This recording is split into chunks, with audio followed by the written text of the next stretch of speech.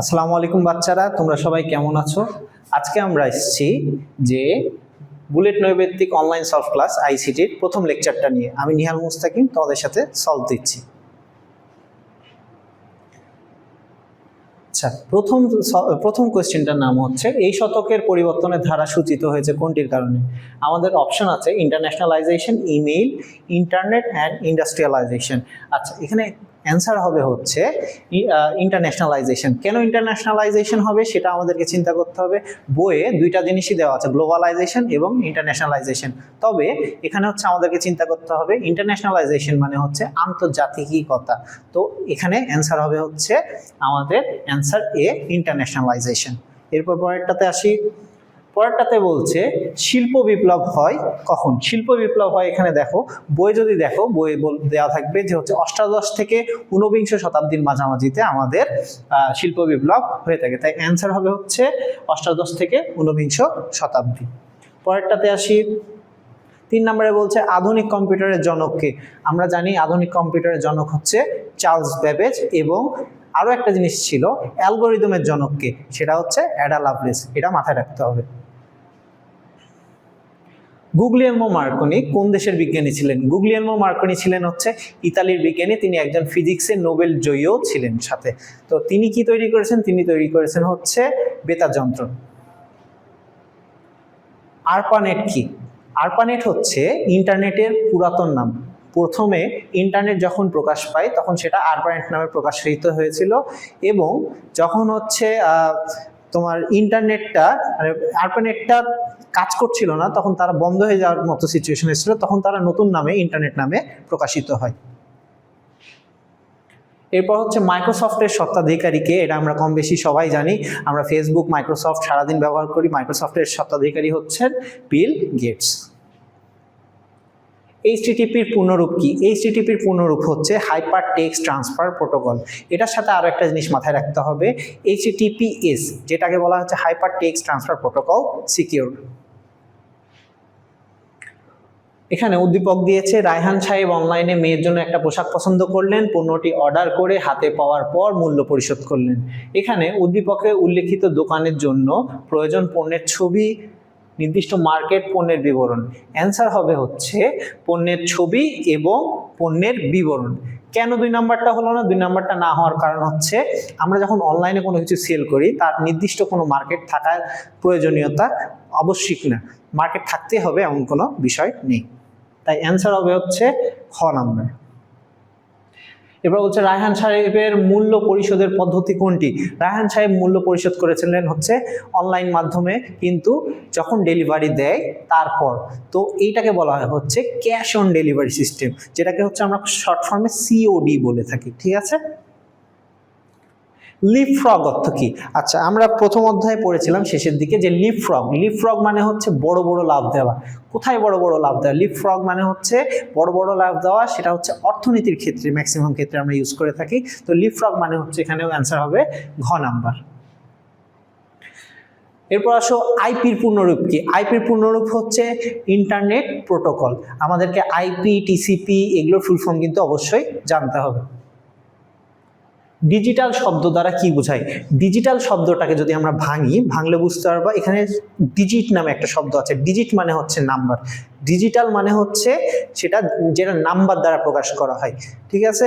Analogue সিস্টেমটা কি করে? অ্যানালগ সিস্টেমটা হচ্ছে তোমাকে সাংকেতিক ভাষায় বুঝাইবে, এবং ডিজিটাল মাধ্যমটা তোমাকে কি করবে? ডিজিটাল মাধ্যমটা তোমাকে হচ্ছে নির্দিষ্ট ডিজিট আকারে বুঝাবে। তাই অ্যান্সার হবে হচ্ছে ঘ নাম্বার। এরপর রেজিস্ট্রি ক্লিন আপ সফটওয়্যার কি কি কাজে ব্যবহার করা হয়? রেজিস্ট্রি ক্লিন আপ সফটওয়্যার কম্পিউটারকে সচল এবং গতিশীল রাখতে ব্যবহার করা হয়। সচল এবং গতিশীল বলতে কি বোঝাচ্ছে? কম্পিউটার যখন আমরা বারবার ব্যবহার করতে থাকি, বারবার ব্যবহার করলে কম্পিউটারটা স্লো হয়ে যায়। ওই জন্য রেজিস্ট্রি ক্লিন আপ সফটওয়্যার ব্যবহার করার ফলে কম্পিউটার সচল এবং গতিশীল থাকতে সাহায্য করে। তাই কম্পিউটারকে সচল ও গতিশীল রাখতে রেজিস্ট্রি ক্লিন আপ সফটওয়্যার ব্যবহার অপরিসীম। এবার আমরা একটু উদ্দীপকটা দেখি 14 নম্বরের। করিম গত বছর একটি কম্পিউটার কিনেছিল। কম্পিউটার 1 বছর যেতে না যেতে তার গতি কমে যাচ্ছে। এর জন্য সে ভীষণ চিন্তায় পড়ে গেল। করিমের বন্ধু তাকে সফটওয়্যার ব্যবহার করে গতি বাড়ানোর পরামর্শ দিল। এখানে কোয়েশ্চেন হচ্ছে করিমের বন্ধু তাকে কোন সফটওয়্যার ব্যবহার করতে পরামর্শ দিয়েছিল। উত্তরগুলো আগে আমাদেরকে দেখতে হবে। উত্তরগুলোর মধ্যে যদি দেখি এমএস ওয়ার্ড, ওটা হচ্ছে একটা মাইক্রোসফট অফিসের সফটওয়্যার। এমএস ডস, এটাও একটা ওই সেম জিনিস। উইন্ডোজ হচ্ছে একটা অপারেটিং সিস্টেম। কিন্তু ডিস্ক ক্লিন আপ কি করে? ডিস্ক ক্লিন আপ হচ্ছে আমাদের কম্পিউটারটাকে ক্লিন করতে সাহায্য করে, ডিস্কটাকে ক্লিন করতে সহায়তা করে। তাই অ্যান্সার হবে হচ্ছে ডিস্ক ক্লিন আপ। এরপর বলছে কম্পিউটারের গতি কমে যাওয়ার কারণ হলো 1 বছর পার হয়ে গেছে তাই ভাইরাস, অথবা 3 নম্বরে হচ্ছে টেম্পোরারি ফাইল। এখন আমাকে বলো যে 1 বছর পার হওয়াটা কি মেইন ইস্যু? 1 বছর পার হওয়াটা মেইন ইস্যু না। কারণ হচ্ছে কম্পিউটার যদি তুমি ভালো মতো করে ব্যবহার করতে পারো, প্রতিনিয়ত ব্যবহারের ফলে কিন্তু টেম্পোরারি ফাইল জমা হয়, বা ভাইরাসের কারণে এটা হতে পারে। কিন্তু 1 বছর গেলেই যে এই জিনিসটা হবে বিষয়টা এরকম না। তুমি যদি কম্পিউটারটাকে ভালো মতো মেনটেন করতে পারো তাহলে কম্পিউটারটা ভালো মতো থাকবে। তাই এটা অ্যান্সার হবে হচ্ছে আমাদের শেষের দুইটা। এই 1 বছর পার হয়ে গেছে এটা হবে না, তাই অ্যান্সার হবে হচ্ছে গ নাম্বার। সিডির পূর্ণরূপ কি? আমরা বইয়ে পড়েছিলাম 2 নম্বর অধ্যায়ে। সিডির পূর্ণরূপ হচ্ছে কম্প্যাক্ট ডিস্ক, যেটাকে বলা হচ্ছে আমরা সিডির ফুল ফর্ম হিসেবে পড়েছিলাম। আরো একটা জিনিস পড়েছিলাম এর সাথে, ডিভিডি। ডিভিডির ফুল ফর্ম হচ্ছে ডিজিটাল ভার্সাটাইল ডিস্ক। পুরাতন যুগে এটা বেশি ব্যবহার করা হতো, বর্তমানে এটা ব্যবহার নাই বললেই চলে। তাই অ্যান্সার হবে হচ্ছে ক নাম্বার। এরপর হচ্ছে অপারেটিং সিস্টেম থাকে কোন ড্রাইভে? আমরা এটা 2-3 বার পড়েছি 2 নম্বর অধ্যায়ে। অপারেটিং সিস্টেম থাকে হচ্ছে ড্রাইভ সিতে, সি ড্রাইভে থাকে। এরপর কোনটি ডেটা বিকৃত করে? ডেটা বিকৃত করে বলতে কি বোঝাচ্ছে এটা আগে আমাদেরকে বুঝতে হবে। ডেটা বিকৃত করে বলতে বোঝাচ্ছে ডেটাটাকে নষ্ট করে দেয়। ডেটাটা যা আছে ধরো পরিমাণটা কমিয়ে দিচ্ছে, বা ভিতরে থাকা ফাইলগুলো নষ্ট করে দিচ্ছে। এটা কে করে? এটা করে হচ্ছে একমাত্র ভাইরাস। আমরা অন্যান্য কি বলে আমাদের হচ্ছে অপশনগুলো টেস্ট করব। অপশনগুলো টেস্ট করার পর অ্যান্সারটা দেখব। তবে আমরা যদি জানি তারপর আগে আমরা আন্দাজে দাগাবো না, আমরা আগে হচ্ছে অপশনগুলো দেখব তারপরই দাগাবো। অ্যান্সার হবে হচ্ছে ভাইরাস। যদি দেখি defragmentation, data backup, scan disk, এগুলো একটাও উত্তরে আসবে না। এরপর বলছে ভিয়েনা কি? ভিয়েনা হচ্ছে একটা ম্যালওয়্যারের নাম। ভিয়েনা হচ্ছে একটা ম্যালওয়্যারের নাম। মেধা সত্ত্ব সংরক্ষণ। মেধা সত্ত্ব সংরক্ষণ করে পাইরেসি নজরদারি করে কোন সংস্থা? আমরা জানি পাইরেসি নজরদারি করে হচ্ছে বিএসএ বা বিজনেস সফটওয়্যার অ্যালায়েন্স নামে একটা সংস্থা। তাই এটার ফুল ফর্মটা আমাদেরকে জানতে হবে। অবশ্যই ফুল ফর্ম যদি পরীক্ষায় এমন হয় ফুল ফর্ম দিচ্ছে আমরা হচ্ছে শর্ট ফর্মটা জানি না, বা শর্ট ফর্ম দিচ্ছে ফুল ফর্মটা জানি না, তাহলে কিন্তু আমরা কোশ্চেনে অ্যান্সার করতে পারবো না। তাই হচ্ছে আমাদেরকে ফুল ফর্মটা জানা থাকা প্রয়োজন। এবার বাংলাদেশ কত সালে তথ্য অধিকার আইন চালু করে? বাংলাদেশ তথ্য অধিকার আইন চালু করে 2009 সালে, যেটা আমরা হচ্ছে 2 নম্বর অধ্যায়ে তথ্য অধিকার আইন টপিকের মধ্যে পেয়ে যাব।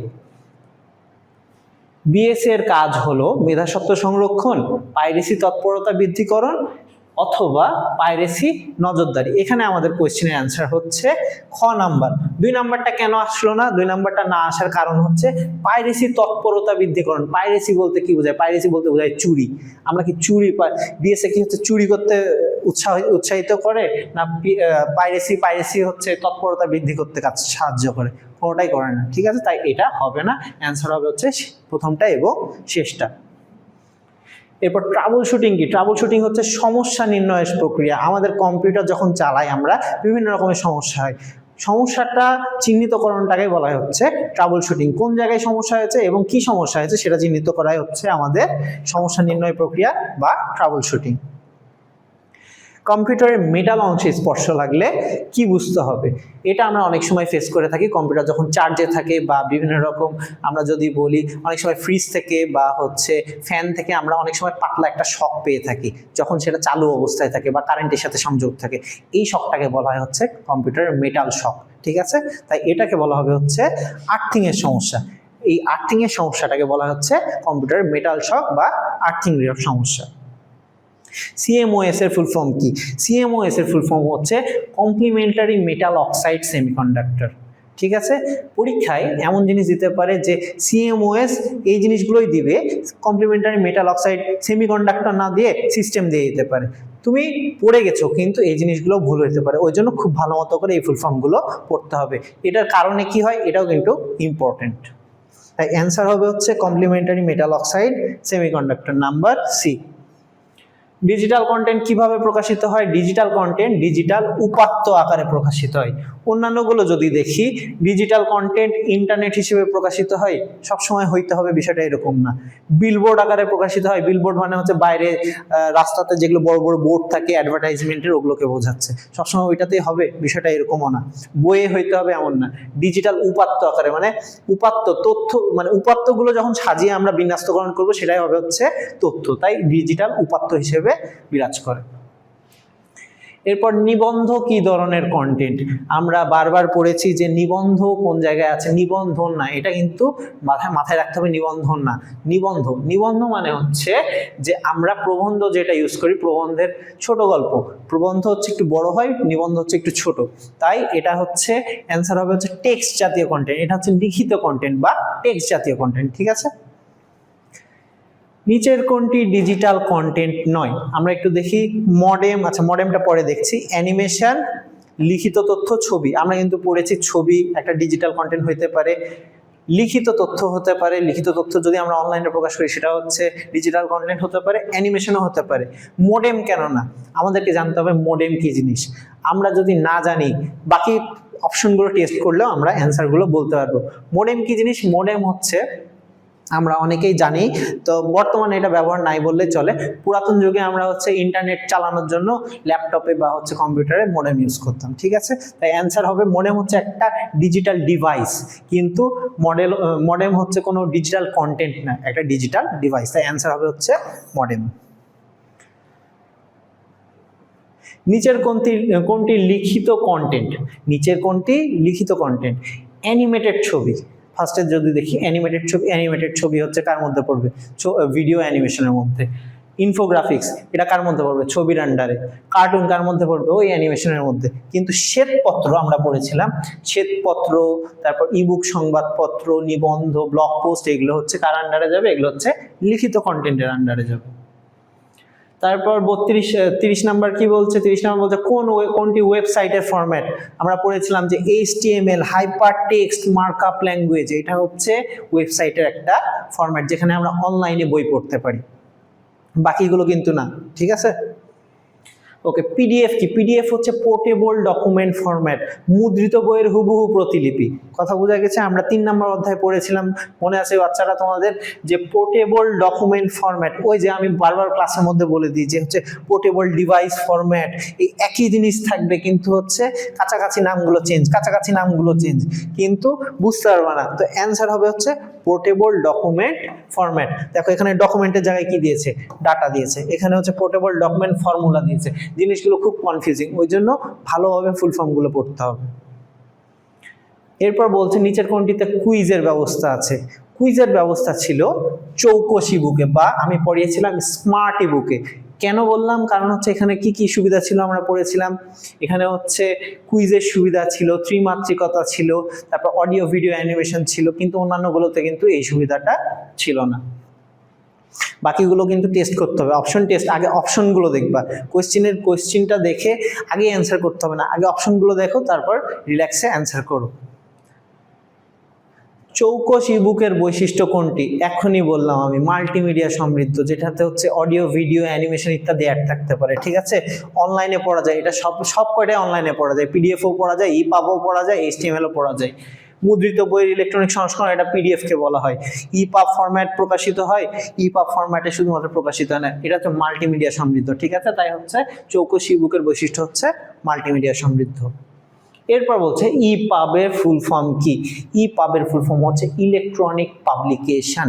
ইলেকট্রনিক পাবলিকেশন পরীক্ষায় আসবে একই জিনিস কিন্তু কাছাকাছি চেঞ্জ। এই যে দেখো, ইলেকট্রো পাবলিকেশন, তারপর ইকোনমিক পাবলিকেশন, তারপর ইলেকট্রনিক পাবলিকেশন, জিনিসগুলো কিন্তু ইলেকট্রনিক পাবলিশড দিয়েছে, পাবলিকেশন দেয়নি, ওই জন্য অ্যান্সার হবে হচ্ছে ইলেকট্রনিক পাবলিকেশন।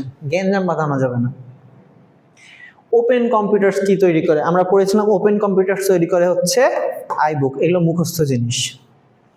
হিসাব নিকাশের জন্য কোন সফটওয়্যার ব্যবহার করা হয়। হিসাব নিকাশের জন্য আমরা পড়েছিলাম যে স্প্রেডশিট অ্যানালাইসিস সফটওয়্যার বা এটার অপর নাম হচ্ছে এমএস এক্সেল। দুইটা নামে আমাদের মুখস্থ থাকতে হবে, কারণ পরীক্ষায় কোনটা দিবে আমরা বলতে পারি না। এখানে কোনটা দেওয়া আছে দেখি, এখানে এমএস ওয়ার্ড দেওয়া আছে। এমএস ওয়ার্ড মানে হচ্ছে এমএস ওয়ার্ড কি জন্য ব্যবহার করা হয়, লেখালেখির কাজে। এমএস অ্যাক্সেস কি জন্য ব্যবহার হয়, ডেটাবেজ ম্যানেজমেন্টের জন্য। পাওয়ার পয়েন্ট কিসের জন্য ব্যবহার করা হয়, পাওয়ার পয়েন্ট ব্যবহার করা হয় হচ্ছে প্রেজেন্টেশনের জন্য। তাই এমএস এক্সেলটা হবে হচ্ছে আসল অ্যান্সার, যেটা দিয়ে আমরা হিসাব নিকাশ করে থাকি। সরি, এরপর হচ্ছে 37 নাম্বার দেখি, ডকুমেন্ট টেমপ্লেট আকারে কেন সংরক্ষণ করা হয়। আমি তোমাদেরকে বারবার পড়িয়েছিলাম, মনে আছে কিনা, যে আমরা স্কুলে যে অ্যাসাইনমেন্টের কভার পেজগুলো দিই সবসময় টিচারের নাম চেঞ্জ হয় কিন্তু জিনিসটা একই রকম থাকে। টেমপ্লেট হচ্ছে যে কোনো জিনিসের টেমপ্লেট হচ্ছে বারবার একই কাজ বারবার না করে, মানে খুব সহজে যেন করতে পারি, বারবার ব্যবহার করতে পারি, ঠিক আছে, একই কাজ বারবার যেন করতে পারি, সেটার জন্য হচ্ছে আমরা টেমপ্লেট ইউজ করি, ঠিক আছে। পুনর্বিন্যাস করার জন্য হবে না, নান্দনিকতার জন্য এটা অবশ্য হতে পারে, কিন্তু আমাকে দেখতে হবে যে বেস্ট অ্যান্সার কোনটা, বেস্ট অ্যান্সারটা চুজ করবো আমি। কপি করার জন্য এটা তো আসে না। এবার বলছে স্পেল চেকার কি। স্পেল চেকার হচ্ছে এক ধরনের সফটওয়্যার যেটা দিয়ে আমরা স্পেল চেক করতে পারি, মানে কি বানান চেক করতে পারি। বানান যদি ভুল হয় তাহলে আমরা বানানটা ওখানে চেক করতে পারবো। তো অ্যান্সার হবে হচ্ছে এটা হচ্ছে এক ধরনের সফটওয়্যার। ডকুমেন্ট সেভ করার কিবোর্ড কমান্ড কোনটি। ডকুমেন্ট সেভ করা খুবই ইম্পর্টেন্ট একটা কোয়েশ্চেন, যেটা আমাদের বইয়ে নাই, কিন্তু এই জিনিসগুলো আমাদেরকে জানতে হবে। ডকুমেন্ট সেভ করার জন্য তিনটা আমি হচ্ছে বলে দিই। ডকুমেন্ট সেভ করার জন্য Ctrl+S চাপ দিতে হবে। এখানে আছে কিনা দেখি, এই যে Ctrl+S, ঠিক আছে। Ctrl+X দিয়ে আমরা কাট করি, এটা দিয়ে হচ্ছে কাট করার জন্য ইউজ করি। তারপর Ctrl+C চাপ দিয়ে আমরা হচ্ছে কপি করার জন্য ইউজ করি, কিন্তু সেভ করার জন্য আমরা ইউজ করি হচ্ছে Ctrl+S। 40 নাম্বার দেখো, সেভ অ্যাজ এর মাধ্যমে কোনটি করা যায়। খুবই ইম্পর্টেন্ট একটা কোয়েশ্চেন। এখানে আমরা কি বলছে দেখো, পড়ি, খোলা ডকুমেন্ট বন্ধ করা না, নতুন ডকুমেন্ট খোলা। 3 নম্বরে বলছে যে হচ্ছে একই ডকুমেন্টকে ভিন্ন নামে সংরক্ষণ। আমি পড়ানোর সময় বলে দিয়েছিলাম যে এটা মোস্ট ইম্পর্টেন্ট একটা টপিক, যে একই ডকুমেন্ট ভিন্ন নামে বারবার একই নামে সেভ করার জন্য আমরা হচ্ছে সেভ অ্যাজ ইউজ করে থাকি। আরেকটা দেখো, ডকুমেন্ট সংরক্ষণ করা। ডকুমেন্ট সংরক্ষণ করা তো আছে, কিন্তু এটা মেইন কাজ না। সেভ অ্যাজের মেইন কাজ হচ্ছে একই ডকুমেন্ট ভিন্ন নামে সেভ করা। 41 নাম্বার বলছে বাংলা টাইপ করার জন্য ফন্ট কোনটি। ফন্ট মানে কি সেটা আগে আমাদেরকে জানতে হবে। ফন্ট মানে হচ্ছে অক্ষর, কোন অক্ষর ব্যবহার করি আমরা সাধারণত। সুতোর নিয়ম যে বাংলায় লেখা থাকে, আবার ইংলিশেও লেখা থাকতে পারে। এই যে দেখবা তোমাদের বইয়ের ছবির মধ্যে এই নামটা দেওয়া আছে, সুতোর নিয়ম যে আমরা এই বাংলা ফন্টটা ইউজ করে থাকি। এরিয়াল হচ্ছে একটা English word. Times New Roman পড়িয়েছিলাম, যেটা হচ্ছে একটা ইংলিশ ওয়ার্ড। মুক্তিটা বাংলা ওয়ার্ডের মধ্যে পড়ে না। পরেরটাতে যাই, সবচেয়ে ব্যবহৃত ফন্ট স্টাইল কোনটি। সবচেয়ে বহুল ব্যবহৃত ফন্ট স্টাইলের নাম হচ্ছে টাইমস নিউ রোমান। এই যে এখানে দেওয়া আছে টাইম নিউ রোমান, এটা হচ্ছে অ্যান্সার। এরপরে দেখো, এখানে আমাদেরকে একটা ছবি দিয়ে দিয়েছে। ছবিটাকে যদি আমরা বিশ্লেষণ করি, BIU দেওয়া আছে। তিনটার কাজ কি পরে বলছি। উদ্দীপকে ব্যবহৃত চিত্রটি দ্বারা অক্ষর বোল্ড করা যায়, অক্ষর ইটালিক করা যায়, অক্ষর আন্ডারলাইন করা যায়। এই বি দিয়ে বোঝায় বোল্ড করা। কোনো লেখা বোল্ড করতে গেলে আমরা বি ইউজ করি। আইটা হচ্ছে দেখবে একটু বেঁকা মতো করে দেওয়া আছে, যেটা হচ্ছে ইটালিক অক্ষর, ঠিক আছে, ইটালিক ভাষা লেখার জন্য। আর ইউ এর নিচে দেখবে একটা ছোট্ট আন্ডারলাইন আছে, দেখা যাচ্ছে কিনা। এই ইউ এর নিচে যে আন্ডারলাইন আছে, কোনো লেখার নিচে আন্ডারলাইন করার জন্য আমরা ইউ ইউজ করি। তাই অ্যান্সার হবে হচ্ছে তিনটাই সঠিক অ্যান্সার। বোঝা গেছে? 44 নম্বরে বলছে উদ্দীপকে ব্যবহৃত চিত্রটি নিচের কোনটির অন্তর্গত। অ্যান্সারগুলো দেখি, ডকুমেন্ট অ্যালাইনমেন্ট, ডকুমেন্ট সংযোজন, ফরম্যাটিং টেক্সট এবং ডকুমেন্ট সংরক্ষণ। আমরা পড়েছিলাম যে ডকুমেন্ট, কোনো লেখা বা ডকুমেন্টকে যদি সুন্দর মতো করে সাজাতে হয়, বোঝাতে হয়, বা লেখার সাইজ বড় ছোট করতে হয়, কালার দিতে হয়, বা সুন্দর করে সাজাতে হয়, সেটার জন্য আমরা সেটাকে কি বলি, ফরম্যাটিং টেক্সট বলি। তাই এটার অ্যান্সার হবে হচ্ছে ফরম্যাটিং টেক্সট। বুলেট ও নম্বর লাইনের ব্যবধান, এগুলো কোনটির অন্তর্গত। এগুলো অন্তর্গত হচ্ছে লেখালেখির সাজসজ্জার মধ্যে, পারলে আমরা হচ্ছে লেখাটাকে কত সুন্দরভাবে উপস্থাপন করতে পারি বা কত সুন্দরভাবে লিখতে পারি সেটার আন্ডারে যায়। তাই এটা হবে হচ্ছে লেখালেখির সাজসজ্জা। এরপর ইলাস্ট্রেশন গ্রুপে থাকে কোনটি? ইলাস্ট্রেশন গ্রুপে কি কি থাকে? Clip art, word art, font, table. কোনটা থাকে? আমরা এটা দেখেছি টেবিল থাকে কার মধ্যে? টেবিল থাকে ইনসার্টের মধ্যে। ফন্ট থাকে হচ্ছে হোম পেজে ফন্ট থাকে। তারপর ওয়ার্ড আর্ট কই থাকে? ওয়ার্ড আর্টও থাকে হচ্ছে, ওয়ার্ড আর্টও ইলাস্ট্রেশনের একটা অংশ, তবে ক্লিপ আর্টটা বেশি অংশ। কথা বোঝা গেছে? ক্লিপ আর্টটা বেশি, তাই অ্যান্সার হবে হচ্ছে ক্লিপ আর্ট। ওয়ার্কশিটে ছোট ছোট ঘরগুলোকে কি বলে? আমরা যখন মাইক্রোসফট, এটা কোন ওয়ার্কশিট বলছে সেটা আগে বুঝতে হবে। মাইক্রোসফট এক্সেল বা স্প্রেডশিট অ্যানালাইসিস সফটওয়্যারে যখন কাজ করব, প্রত্যেকটা ছোট ছোট ঘর দেখতে পারবো। তো প্রত্যেকটা ছোট ছোট ঘরকে বলে হচ্ছে সেল। বায়োলজির সেল একরকম আর আইসিটি সেল হচ্ছে অন্যরকম। এখানে বলছে দেখো 48 নম্বরে B1 ইকুয়াল দিয়ে B1, B2, B3, B4 ফর্মুলাটা কি? ফাংশন ব্যবহার করে লিখলে কি হবে? ফাংশন ব্যবহার করে লিখলে আমরা কি করতে পারি? এখানে একটা বিষয় আছে, আমাদেরকে মাথায় রাখতে হবে যে আমরা ছোট ছোট ফাংশন নিয়ে কাজ করছি না বড় ফাংশন নিয়ে কাজ করছি। ধরো এখানে B1 থেকে B4 পর্যন্ত দেওয়া আছে, যদি B1 বা B2 পর্যন্ত দিত তাহলে আমাদের জন্য খুবই ছোট হতো। এখানে B1 থেকে B4 পর্যন্ত আছে, এটা অনেকটা বড়। ধরো দিল B1 থেকে B100 পর্যন্ত, এখন কি আমরা B1 থেকে B100 পর্যন্ত যোগ চিহ্ন দিয়ে দিয়ে যোগ করব? ঠিক তা না। আমরা যোগ করার জন্য কি ইউজ করব? শর্টকাট ইউজ করব। শর্টকাট হচ্ছে একটা কিওয়ার্ড আছে, সেটার নাম হচ্ছে সাম। ঠিক আছে, অবশ্যই প্রথমে লিখতে হবে হচ্ছে ইকুয়াল দিয়ে আমরা লিখবো হচ্ছে সাম, বড় হাতে সাম। সাম লিখার পর আমরা একটা ব্র্যাকেট দিব। ব্র্যাকেট দেওয়ার পর এখানে কি বলছে? B1টাকে যদি প্রথম ধরি, B1 দিব। B1 দেওয়ার পর একটা কোলন চিহ্ন দিব। যেহেতু আমরা অনেকগুলোকে যোগ করছি সেক্ষেত্রে আমরা করব কি? অনেকগুলোকে যেহেতু যোগ করছি সেক্ষেত্রে আমরা এখানে কোলন চিহ্ন ইউজ করছি, যেহেতু সাম ইউজ করছি। যদি আমরা যোগ চিহ্ন ইউজ করতাম তাহলে প্রত্যেকটা B1, 2, 3, 4 এভাবে করে যোগ চিহ্ন দিতাম, কিন্তু এখানে একবারে যোগ করব, তাই B1 কোলন দিয়ে এখানে লিখবো হচ্ছে B4। তাহলে আমাদের অ্যান্সার হবে হচ্ছে 4 নাম্বারটা, এই যে সাম ব্র্যাকেট দিয়ে B1 = B4। এরপর 49 নাম্বার, A6 থেকে A9 ঘরের সংখ্যাগুলো গুণ করার সূত্র তিনটা দেওয়া আছে। প্রোডাক্ট A6 থেকে A9, A6 ইকুয়াল A6 থেকে A9, আর হচ্ছে এখানে * দেওয়া আছে, মানে কোলন দেওয়া আছে, আর 3 নম্বরে দেওয়া আছে A6, A7, A8, A9। Answer কোনটা হইতে পারে? অ্যান্সার হতে হবে যে আমাদের চেক করতে হবে যে কোনটা আগে অ্যান্সার। আগে আমাদেরকে অপশন টেস্ট করতে হবে, আমাদেরকে জানতে হবে যে আমরা কিভাবে গুণ করতে পারি। গুণ করার জন্য এখানে প্রোডাক্ট আছে, দেখো এখানে প্রোডাক্ট আছে প্রথমত। ঠিক আছে, আমরা একটু চেক করি কি বলেছে এখানে। A6 থেকে A9 পর্যন্ত, A6 থেকে A9 পর্যন্ত মানে হচ্ছে ইকুয়াল দিয়ে প্রোডাক্ট লিখেছি A6 আর A9, দুইটা ঠিকই আছে। তাহলে আমরা A6 থেকে A9 দেওয়া মানে হচ্ছে A6, 7, 8, 9, এই চারটাই কভার করছে। দ্বিতীয় নাম্বারটা চেক করি। দ্বিতীয় নাম্বারটা চেক করে দেখব, এখানে হচ্ছে A6 দিয়েছে কিন্তু কোলন চিহ্ন দিয়েছে, দিয়ে A9 দিয়েছে, কিন্তু এখানে কি কোনো কমান্ড দেওয়া হয়েছে? আমরা শুধুমাত্র কোলন ইউজ করব, যখন কমান্ড দেওয়া হবে তখন আমরা কোলনটা ইউজ করব। যেহেতু আমাদেরকে এখানে হচ্ছে কোনো কমান্ড দেওয়া হয়নি, তাহলে যদি এখানে স্টার্ট চিহ্নটাও ইউজ করতো, স্টার্ট চিহ্নটা ইউজ করলে আমরা এখানে গুণ করতে পারতাম। তো এই জিনিসটা হবে না, দ্বিতীয় নাম্বারটা হবে না। তৃতীয় নাম্বারটা যদি দেখি, তৃতীয় নাম্বারটা কি বলেছে? তৃতীয় নাম্বারটাতে প্রত্যেকটাতে আলাদা আলাদা করে গুণ করেছে, A6, 7, 8, 9, তাই এটাও সঠিক। তাই অ্যান্সার হবে হচ্ছে প্রথমটা এবং শেষেরটা। অ্যান্সার হবে হচ্ছে প্রথমটা এবং শেষেরটা। লাস্টেরটা যদি দেখি, 21 শতকের সম্পদ কি? আমরা প্রথম অধ্যায়ে প্রথমের দিকে পড়েছিলাম 21 শতকের সম্পদ হচ্ছে জ্ঞান। এটা মুখস্থ করতে হবে। তো ঠিক আছে শিক্ষার্থী বন্ধুরা, আজকে এই পর্যন্তই। সবাই ভালো থাকবে। আসসালামু আলাইকুম।